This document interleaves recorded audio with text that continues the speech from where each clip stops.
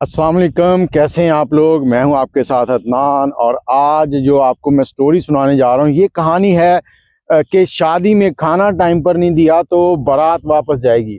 अब ये कहानी के अंदर एक और कहानी थी। कहानी है क्या वो मैं आपको बताता हूं। सर्दी काफ़ी ज़्यादा आ गई है तो अपना ख्याल रखें, गर्म कपड़े पहने और बच्चों को बाहर ना निकलने दें।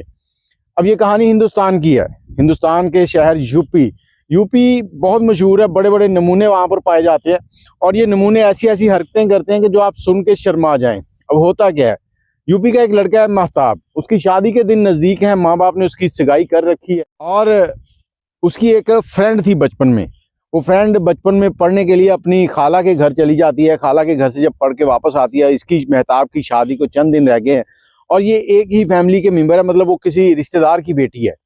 अब वो इससे मिलती है, इससे कहती है कि तुमने मेरे साथ बड़ी कस्में खाई थी, ये किया था, वादे किए थे, मैं शादी तुमसे करूंगा, शादी तुम्हारे साथ ही होगी, मैं जिंदगी तुम्हारे साथ करूंगा, कहाँ गए तुम्हारे वादे। इसको जोश दिलाती है। अब ये बेचारा परेशान है और परेशानी में अपने मामा के साथ बात करता है और दूसरी तरफ से जो दुल्हन वाले हैं, जहाँ इसकी सगाई हो रखी थी, उन्होंने इसके घर जहेज का सामान जो है वो भिजवा दिया था। चंद दिन रह गए थे शादी में, बारात में। तो इसने अपने मामा के साथ जिक्र किया, मामा को बताई सारी सिचुएशन। तो मामा ने कहा भांजे टेंशन न ले, मैं इसके लिए प्लान तैयार करता हूँ। तो बारात का दिन आ गया, बारात लेके लड़की वालों की तरफ गए हैं। दूल्हा स्टेज पे बैठा है और जो मामा है वो नीचे जहाँ पर खाना सर्व होता है टेबलों पे बैठा हुआ है। खाने का टाइम आया तो मामे ने को सामने जब खाना रखा गया, वो कहता है ये क्या खाना इतना ठंडा है, ये है वो है, फलां चीज कम है, शोर करना शुरू कर दिया। अब दूल्हे वाले लड़की वाले कह रहे हैं कि सारा कुछ आ जाता है, आप थोड़ा सा सब्र करें, आपको गर्म खाना मिल जाएगा। इतनी देर में मामा कहता है कि यहाँ पर रोटी नहीं है, हम क्या इसको कपड़ों के साथ टिश्यू पेपर के साथ खाएंगे, रोटी लेके आओ। अब रोटी के नाम पे जब बात होती है, उधर से दूल्हा जो है वो स्टेज पे खड़ा हो जाता है। स्टेज पे खड़ा होकर ऐलान करता है कि यहाँ पर बारात नहीं रुकेगी, बारात वापस जाएगी और हम यहाँ पे कुछ नहीं खाएंगे। इधर जो लड़के का बाप है उसको भी नहीं पता कि क्या मामला चल रहा है। दूसरी तरफ लड़की वाले भी परेशान है। लड़की का बाप जो है वो आके दूल्हे की मिन्नत तरले करने शुरू कर देता है, बेटा रुक जाओ, अभी आ जाता है सब कुछ। इतनी देर में मामा जो है वो देखता है कि कहीं काम ठंडा ना हो जाए, तो वो एक शख्स के कपड़ों के ऊपर सालन गिरा देता है, किसी पे रायता गिरा देता है, किसी पे कुछ गिरा देता है और टेबल को उलट पुलट कर देता है। दोबारा दूल्हा कहता है कि मेरा ये बात नहीं सुनी आप लोगों ने, उठो यहाँ से चलेंगे। दूल्हा बाहर निकलता है, गाड़ी में बैठता है और सारे परेशान है कि ये क्या मामला हुआ है। और जो उसका मामा है वो उसके दूल्हे के बाप और उसकी माँ के साथ बैठ जाता है।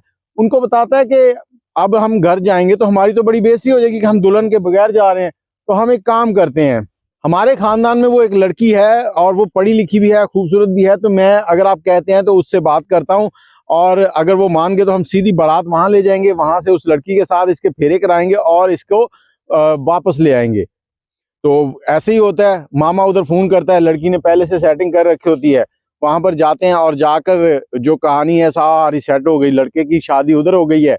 उसके बाद बारात वापस आ जाती है घर लड़की को लेके। लेकिन इधर जो पहली लड़की थी उसके वालिदैन जो वो थाने चले जाते हैं।